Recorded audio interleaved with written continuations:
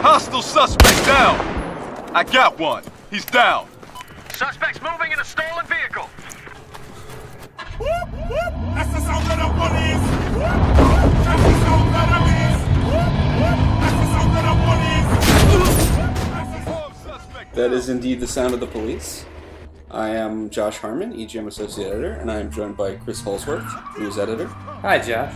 And today we are talking Battlefield Hardline. Is that what I'm looking at? You are looking at the hard line between cops and criminals and the dangerous men who walk along it. I thought this was a documentary you filmed that time you drove to Las Vegas. It looks so realistic. That is how I usually drive. Yeah, you're just awful at navigation, too. I mean, Siri is partially to blame, of course, but... She says turn left, I turn left. No, but seriously, recently flew up, I did, to San Francisco, to the Visceral Games Studios, to take a look at the content that's going to be in the beta, available, I guess, tomorrow, by the time you see this, which means the Super Bowl will have happened. Congratulations to the victors of that match. And I thought that it was surprising that they went on a murder spree after they won the game. I can't believe that one play that astounded everyone and got everyone to rise out of their chairs. So yes, obviously we're recording this a little bit in advance, but the beta will be launching on February 3rd. Are you going to blow that chair up? You're not just going to mutilate this chair. Okay, so obviously this is Conquest mode, if you're familiar with Battlefield, the 5 capture point. This is the first time I think they've actually shown it in Hardline. It's nothing new, but this is also one of the new maps that's going to be in the beta. It's called Dust Bowl. So this in the map, too, is happening before the Super Bowl, and you're trying to take control of a living room with a nice couch to make sure that your team gets to watch the Super Bowl. Okay, in my defense, I'm not that in impressive. a really tiny I'm not CRTV. But this is my first time on the maps, so I don't know them super well. So cut me a little slack, Chris. What's the why is the guy wearing a onesie in the bottom right corner? Who is the guy wearing a onesie? It passed now. There was a man who had like a red emergency onesie. Like it was like a full body underwear situation. Oh, okay. I didn't see that. Oh well, we'll come back. Maybe it'll turn up again. So I wanted to show all 3 of the modes and all 3 of the maps that are going to be in the beta. I got to play a few matches of each of the modes on each of the maps. And so what I did is I basically condensed down each section to make me look good. So you're going to notice a few jumps here and there, but these are all from one single match.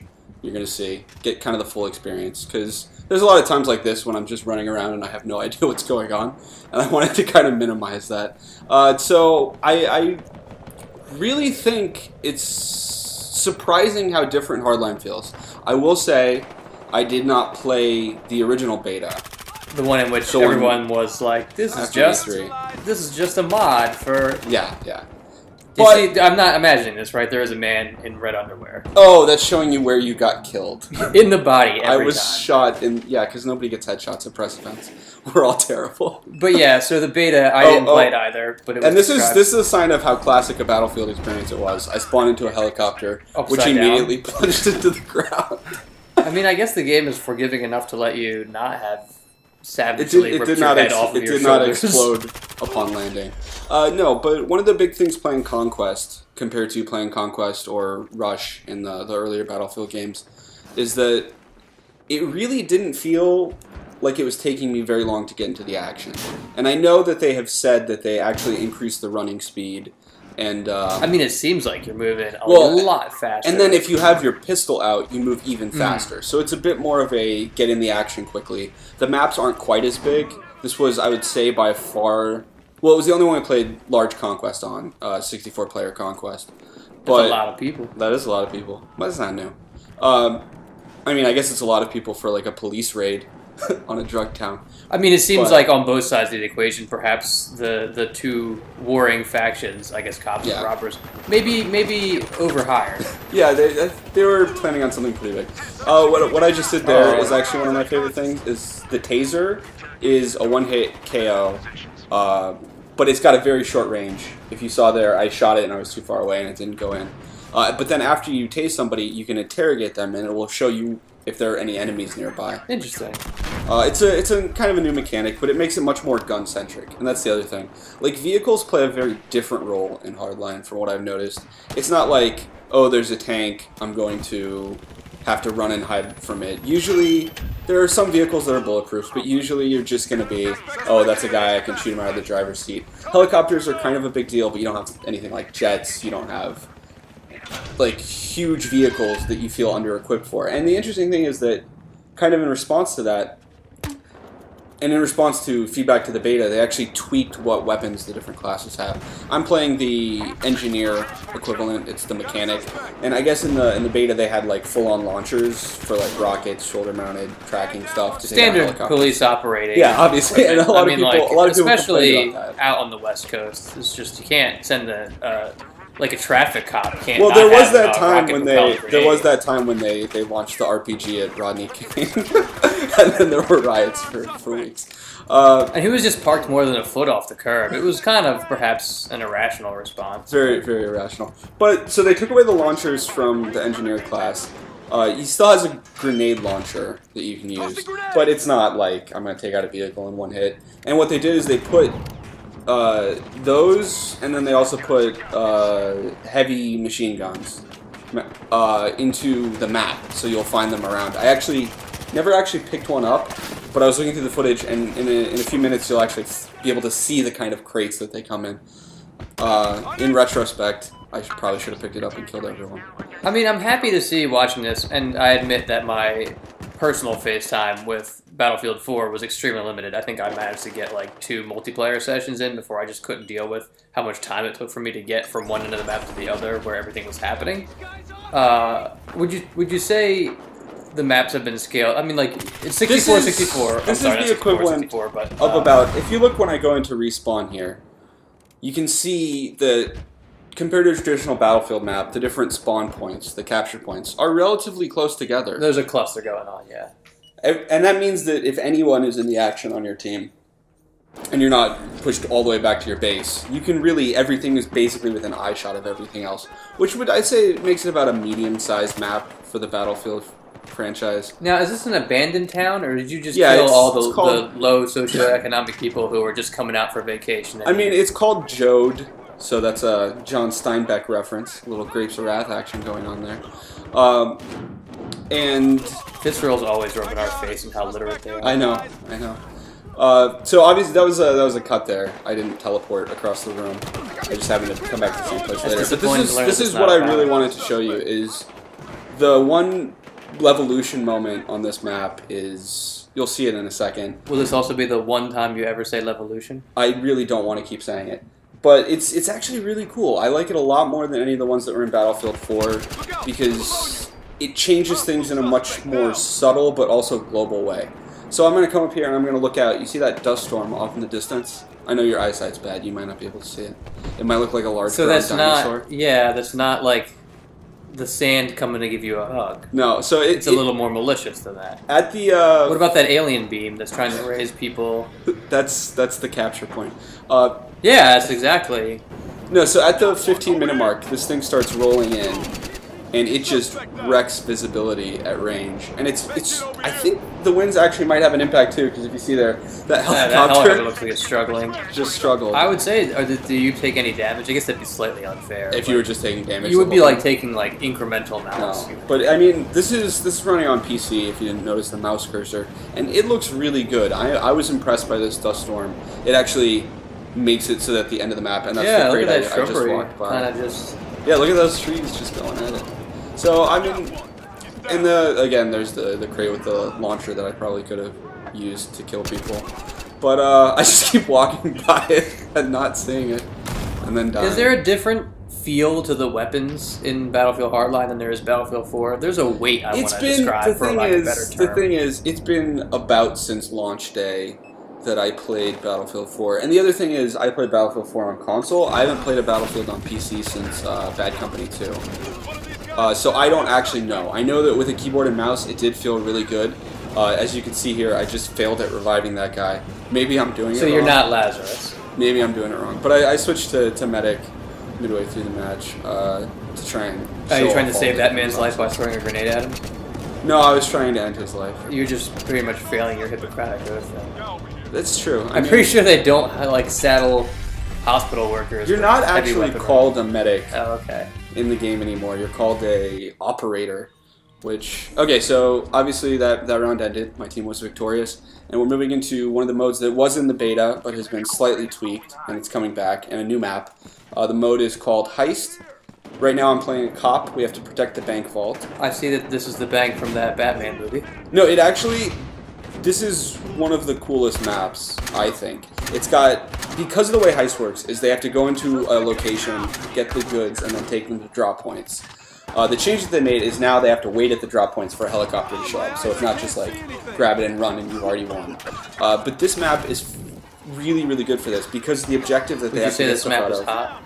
is a... Because it looks right now like just smoldering. It is smoldering. Like no, I joke, but it looks neat architecturally. I can't figure out how to open this door. Sometimes it's open, Handles. sometimes it's not. I'm getting a good Payday vibe off of it. It's true, and you actually have, in this map, they go to the vault, they set up a drill. It takes and then like the 30 four guys seconds. from Payday are already there, and they're like, this is awkward. It's much shorter in terms of breaking into the vault, but what it does do is it centralizes the activity in this building for the beginning, because everybody like converges on the objective, and then they try and run with it, and it kind of spirals outwards from there. You'll see in a second it's gonna jump outside, and it's a very different feel. I just want to point out how much I really enjoyed the concussive explosion that happened a few seconds ago. The way like the door flew off. Like it was very it's very cool. It's not quite as big as some of the destruction. Like that this we've is seen by in far Battlefield more than anything. I mean, again, I always lean more towards urban settings than I do kind of open areas. But this is really impressing me and kind of like. Yeah, I mean, like skyscrapers aren't like falling over. I mean, it's not the hugest destruction Battlefield's ever seen, but it really does. I think it kind of fits the smaller scale of it a bit. And that's the important part. Battlefield Hardline isn't. It shouldn't be trying to be a Battlefield game in terms of its scale. This is true. I mean, the crane does fall over on the downtown map, but this is I really dug this game mode. I like the kind of one flag CTF, as you can see here. If you stand by it, you can recover it, send it back to the vault, and then the whole chase has to start over again. But I think that's exactly how heists work. I think the addition of having to have them like camp out with the bag really does make the pacing of this just solid. And I love this tear gas effect. I think it's just fantastic. I mean, I could maybe live without the characters announcing what is obvious. Yeah, that is one of the things, if you listen closely, the characters will announce everything they do. They will be like, oh, I killed a guy, I killed another guy. They're, for lack of a better word, talky cops. I think, personally though, one of the most interesting things about what they've done for like team play is you can throw down ammo and you can throw down health packs and that stuff. But now, if somebody's new to the game and they play the operator medic class and they don't know that they can throw down health packs and you're in the same room as them, you don't have to yell at them over chat. You can just walk up to them and press a button and you'll like steal health from them, essentially. So, I mean, there's just a lot of streamlining stuff. No, when the game has as many players as Battlefield can have, you really can't rely on people being communicative. That's true. And they seem to kind of be more designing around that instead of... In the past, Battlefield was always a game where you had to use teamwork to succeed, and if you didn't, like, if your team couldn't put 3 men in a helicopter and roll in and assault the base in rush, you weren't going to destroy the MCOMs. But in this, it seems more like they're designing around the way people actually play multiplayer games in subtle but pretty effective ways. And I think one of the things is the objectives being mobile. You see it in Heist, and you're going to see it in a second in the other mode, Hotwire.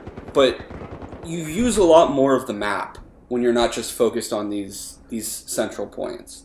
And I think that's an interesting little change of pace. I'm digging this more than I ever dug Battlefield 4. And that might just be because I haven't played Battlefield Hardline against real people yet, and I've only played it against journalists who, like me, were struggling to figure out how to play the game.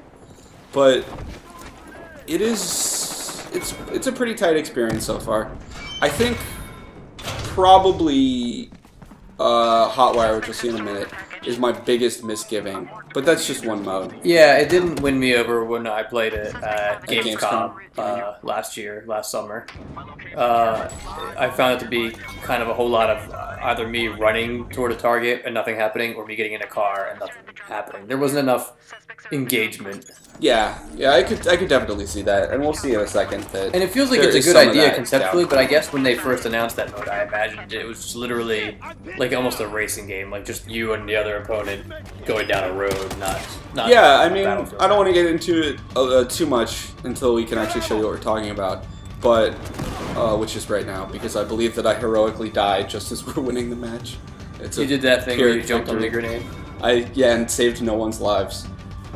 That is actually interesting. Why doesn't any first-person shooter allow you to sacrifice yourself for the team? That'd be an interesting thing, because you see the indicator in a lot of first-person shooters, like the grenade is right here. There should be like a press F to be like No, I saved you. to Captain America. Okay, so this It was just a test. This is Hotwire, which we talked about on Downtown.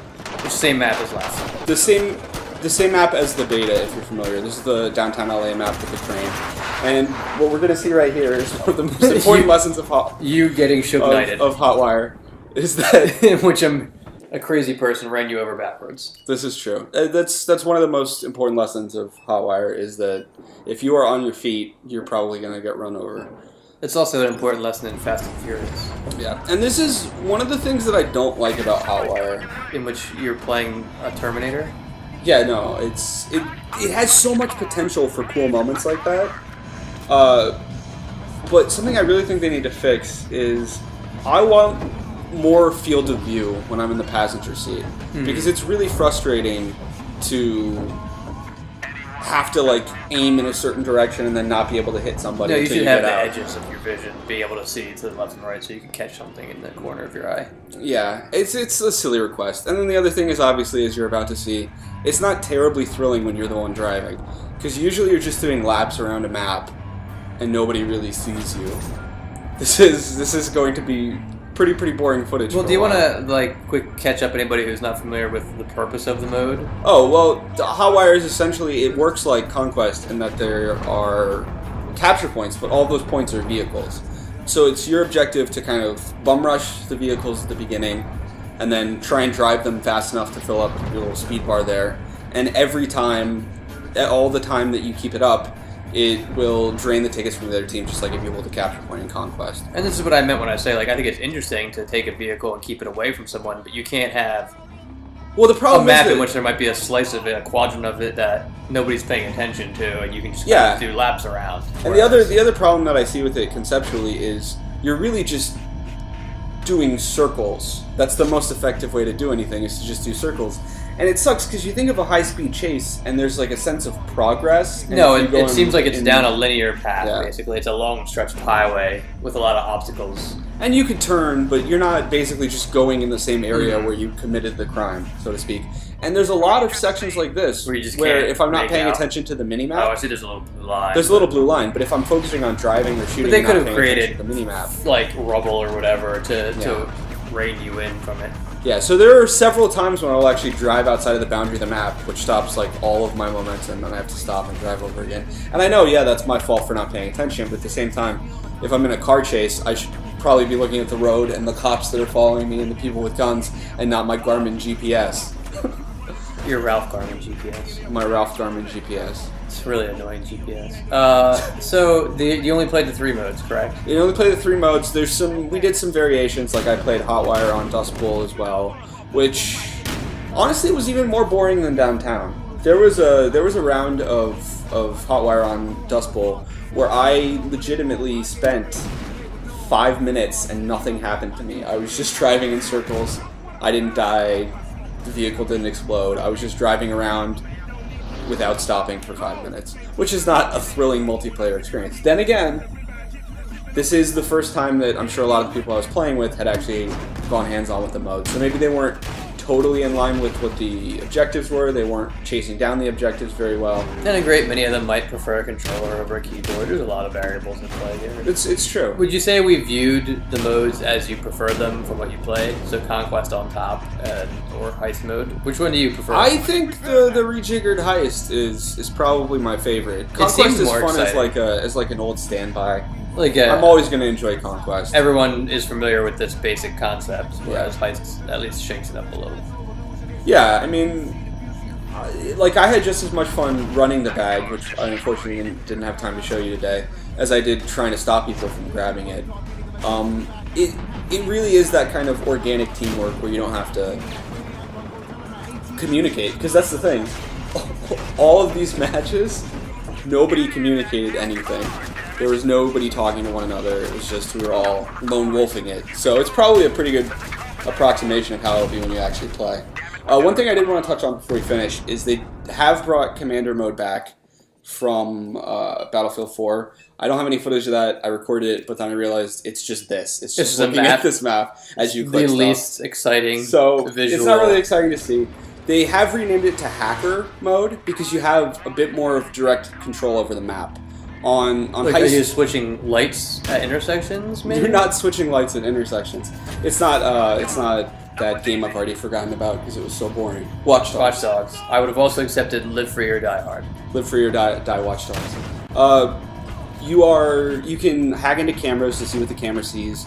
You can hack, again, all of this is from that top-down map perspective. You can hack gas jets that shoot poison gas at people.